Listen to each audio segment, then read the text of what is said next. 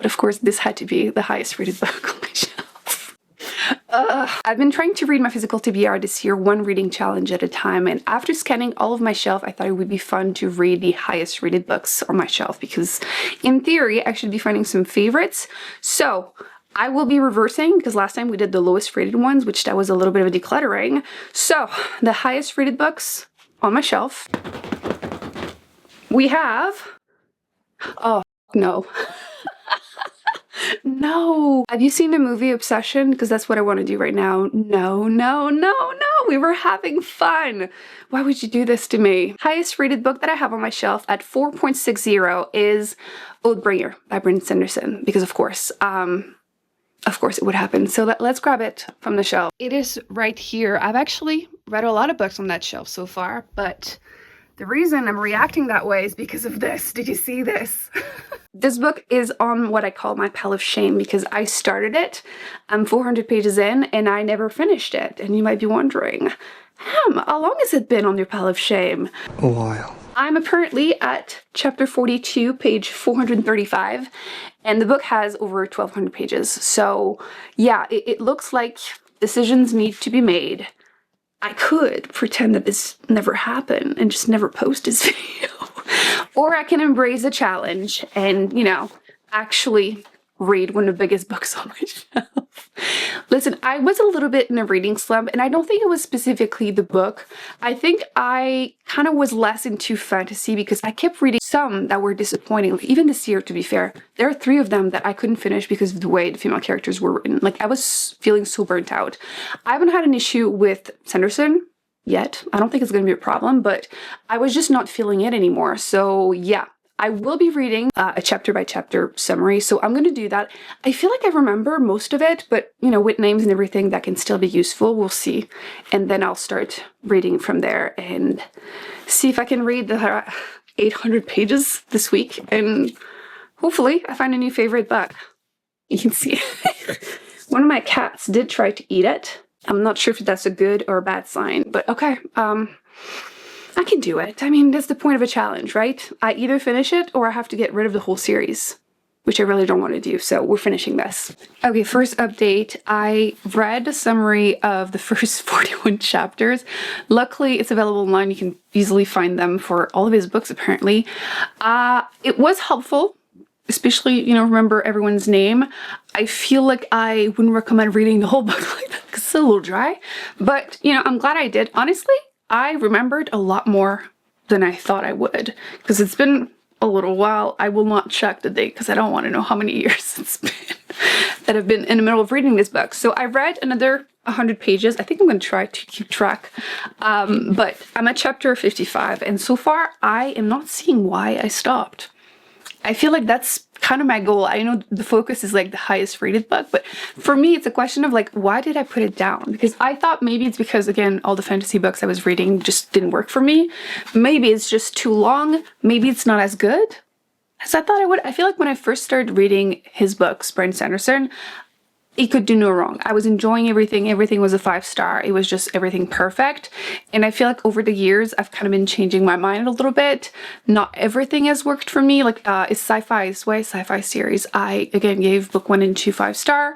And then book 3 was not great. And I didn't finish book 4, which, again, something I would have never done. And even his more recent books that has been coming out, like his secret project ones, I've read 2. They were fine. But like, basically, I'm not having the reaction I expected, so I'm wondering if it's going to start happening with this series too, and if that's why, again, I read the first 400-something pages and just never continued. But again, so far I'm not seeing it.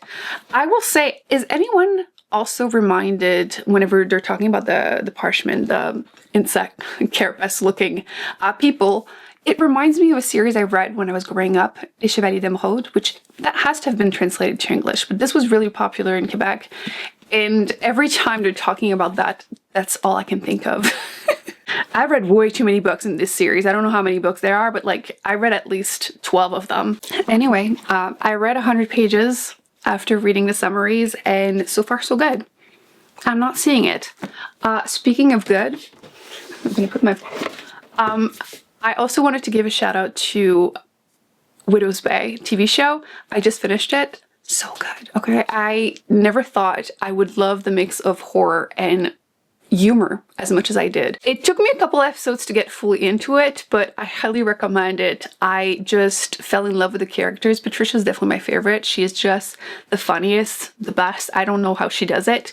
But yes, quick shout out because that was worth it. I was trying to do the paint by number with my cats, still working on that, and I didn't paint at all. I was just watching the TV. With that said, I'm gonna go back to work because I have 700 pages left and I want to try to do this week because I have other challenges I want to do, but that means I need to read at least 100 pages every day. It's been raining every day though, so it's not like I have anything better to do, so. What do you mean this just happened? I'm at page 819. Things are starting to get hectic. Like I'm almost halfway through what I had to read, right? I didn't move the post-it, so I'm about halfway through what I had to read this week, like 400 pages in.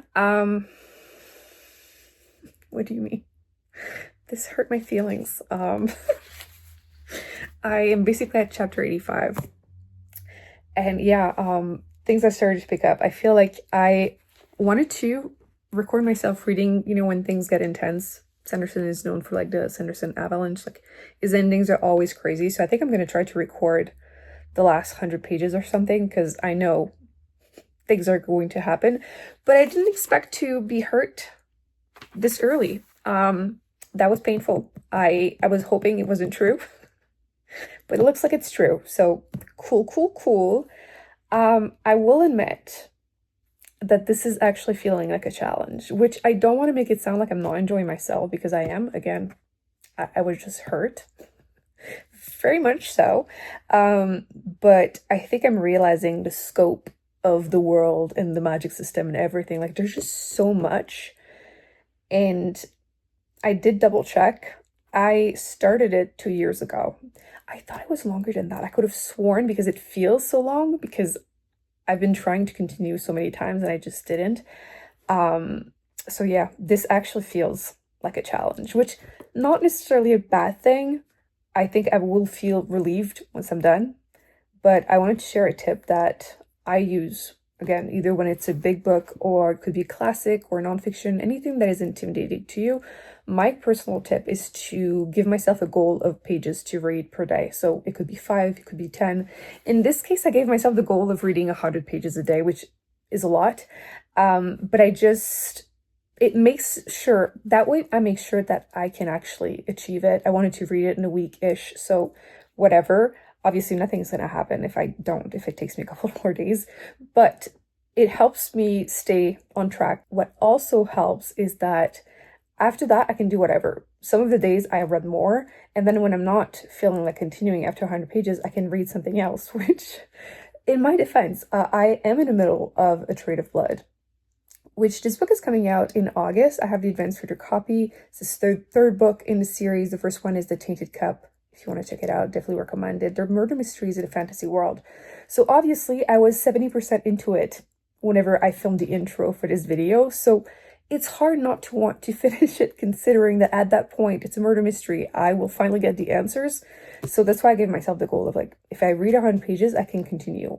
Again, some days I didn't because I wanted to know. And I think that today is going to be one of those days because after what just happened, I need to know. I know it's true, but I don't believe it.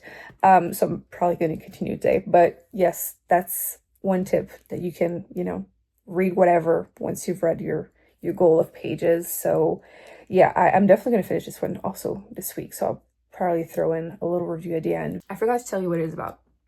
So yes, they're murder mysteries. You're following Din and Anna that are sent to try to find answers. She's really cool. I've been saying that she's kind of a magical Sherlock Holmes, but like she stays in her room wearing a blindfold and she'll solve the case. She's cool.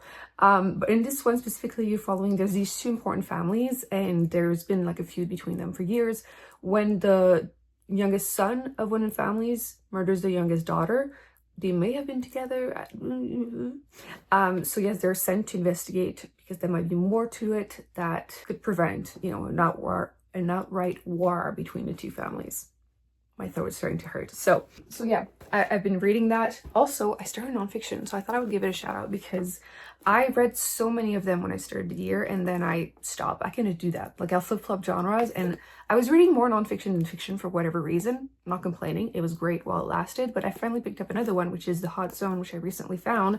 This atrocious copy, but I've been looking for it everywhere. You can find a PDF for free online if you want to check it out. But it's about the Ebola virus, which is unfortunately very relevant right now, and I'm giving myself nightmares. I didn't know a lot about it, and I'm not going to give you details because it's gross, but I will share that apparently the most effective strain, the Ebola Zaire, which I don't know, I mean, I'm assuming we have more info now on this disease since like this was published like 37 years ago when it, like the first wave.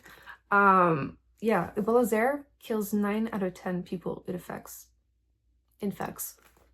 That is insane. And yeah, the details is just, yeah, that's been my week. Today I'm definitely continuing because again, I'm making some actual progress, and again, the chapter is literally called Grieve Later.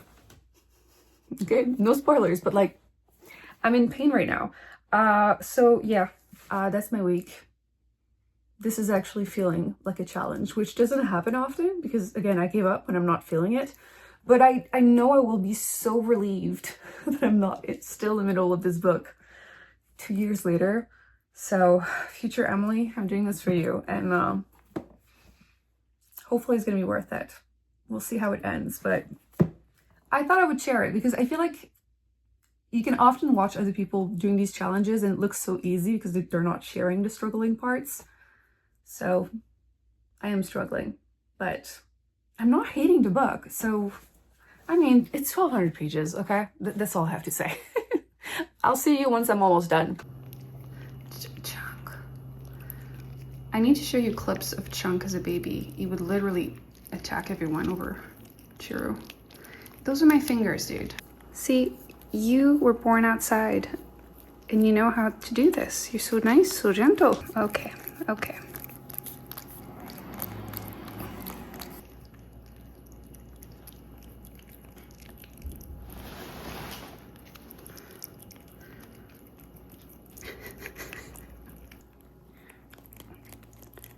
What is wrong with you? That's my finger. Dude. Oh my God. Nothing has changed. You have never improved. Do you hear him? He's literally... Oh my God. I attempted to record my reaction to the ending of this book, but turns out I didn't make it that night because I kept being shocked by some twist. Some I wasn't really happy about because it hurt my feelings again, but then some I needed more time to digest because what do you mean? I love that I genuinely never know what direction we're heading towards with his stories, and understand why this is his most well-known and popular series. There was no way for me to predict any of this, and it definitely made it worth pushing through with this challenge. I will give it that. You can never have a bad ending with Sanderson. I feel like he always has these surprise things that you don't expect that make it worth finishing the book. Obviously, I'm not going to mention the spoilers, but he always ends up adding some interesting complexity with either magic system, the world building, but often the characters, just twists you don't see coming. It never feels forced, which I appreciate that. It feels like it was planned, which again, I feel like some authors, you feel like it wasn't planned enough and like things over the series just crumbles. I have heard that some people don't really care for the way it continues with, especially book 5. So I'm prepared mentally for that, but it was still interesting, but it's just so big. The series in general is so big. The story is so big. There are so many characters, so many implications. And again, it's impressive. I don't know if it's because I forced myself to read it for this challenge. I definitely considered, as much as I was joking in the intro, not doing that, because if you didn't finish the book, it was in your pile of shame for years, forcing yourself to read it might not bring the best outcome. And I definitely had moments in the middle that I was struggling, and like I mentioned, I had to bribe myself a little bit to read it. So I think that might have affected my enjoyment. It felt just too long. I don't think there's too much. It's just that it's such a long book, and again, the pressure to read it was a lot. So I think I'm going to give it 4. And it's hard to tell, again, if it's because I felt forced or if it's just the book that I enjoyed it less than book 1 and 2. I'm still invested. I'm still planning to read book 4 and 5. But I think that over the years, my opinion on his writing has changed.